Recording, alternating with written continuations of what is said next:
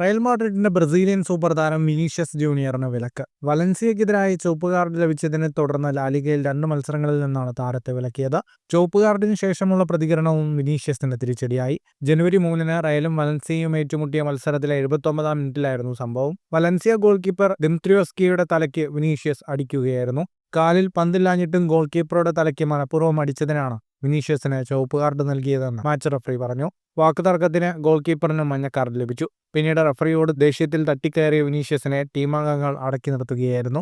ലാലിഗയിൽ suspension ഉണ്ടെങ്കിലും Vinicius ജൂനിയറിന് ഈ ആഴ്ച നടക്കുന്ന സ്പാനിഷ് സൂപ്പർ കപ്പിൽ കളിക്കാം. ലാലിഗയിൽ ലാസ് പാൽമാസിനും വയഡോൾഡിനും എതിരായ മത്സരങ്ങൾ വിനീഷ്യസിന് നഷ്ടമാകും. അതേസമയം വിനീഷ്യസിന് നൽകിയ ശിക്ഷാ നടപടി കുറഞ്ഞുപോയെന്നാണ് മറ്റ് ക്ലബ്ബുകളുടെ ആരാധകരും ചില സ്പാനിഷ് മീഡിയാസും പറയുന്നത്. മുൻപ് മറ്റു ടീമുകളുടെ കളിക്കാർക്ക് നിസ്സാരമായ കാര്യങ്ങൾക്ക് ലാലിഗയിൽ കൂടുതൽ കടുത്ത നടപടി നേരിട്ടുള്ളത് ചൂണ്ടിക്കാട്ടിയായിരുന്നു ഇത്തരം പ്രതികരണങ്ങൾ. ഫുട്ബോൾ ലോകത്തെ കൂടുതൽ വാർത്തകൾക്കും വിശേഷങ്ങൾക്കുമായി സ്പോർട്സ് കഫേ സബ്സ്ക്രൈബ് ചെയ്യുക.